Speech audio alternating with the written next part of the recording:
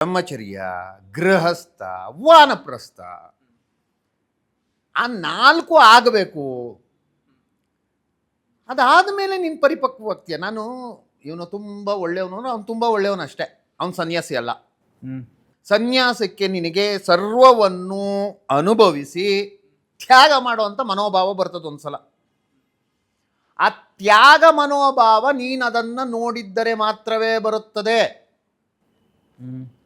ಇಲ್ಲದೆ ಹೋದರೆ ಸಾಯೋವಾಗಲೂ ನಾನು ಕಾಫಿ ಒಂದು ಕುಡ್ದಿಲ್ಲ ಇಡೀ ಜೀವನದಲ್ಲಿ, ಕಾಫಿ ಕುಡಿಬೇಕಾಗಿತ್ತು ಅಂತಲೇ ಸಾಯ್ತಿ.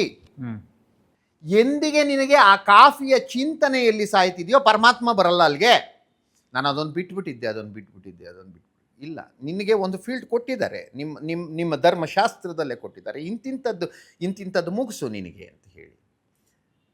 ಬ್ರಹ್ಮಚರ್ಯವನ್ನು ನಿನಗೆ 14 ವರ್ಷ ಯಾಕೆ ಕೊಟ್ಟರು ಅಂತ ಅಂದರೆ ನಿನ್ನ ವೀರ್ಯ ಆ ಗಟ್ಟಿತನಕ್ಕೆ ಬಂದು ನಿಂತ್ಕೊಂಡಿರಲಿ ಅಂತ. ಮುಂದೆ ನಿನ್ನಿಂದ ಬರುವ ಪೀಳಿಗೆಗಳಿಗೆ ಆ ಬ್ರಹ್ಮಚರ್ಯ ಪಾಲನೆಯ ಶಕ್ತಿ ನಿನ್ನಿಂದ ಹೊರಹೊಮ್ಮಿ ಎಲ್ಲಿಗೋಗುತ್ತದೋ ಶಕ್ತಿ ಒಳಗೆ ಲೀನವಾಗುತ್ತೆ. ಪರಮಾತ್ಮ ಎಲ್ಲೂ ಇಲ್ಲ, ನಿನ್ನ ದೇಹದೊಳಗೆ ಇದ್ದಾನೆ, ಲಿಂಗ ಸ್ವರೂಪಿಯಾಗಿ ನಿನಗೆ ಇಲ್ಲಿದ್ದಾನೆ, ಅಲ್ಲಿ ಪ್ರಕೃತಿ ಸ್ವರೂಪವಾಗಿ ಅಲ್ಲಿದ್ದಾನೆ. ನೀನು ಪ್ರಕೃತಿಗೆ ಕೊಡಬೇಕು. ನಿನ್ನಿಂದ ನೀನು ಅಭಿಷೇಕ ಎಲ್ಲಿ ಮಾಡ್ತೀಯ? ದೈವಕ್ಕೆ ಮಾಡಬೇಕು ನೀನು, ಚರಂಡಿಗಲ್ಲ. ಹಾಗಾಗಿ ಧರ್ಮಶಾಸ್ತ್ರ ಅರ್ಥವಾದವ್ರಿಗೆ ಅರ್ಥವಾಗ್ತದೆ, ಮಿಕ್ಕವ್ರಿಗಿಲ್ಲ.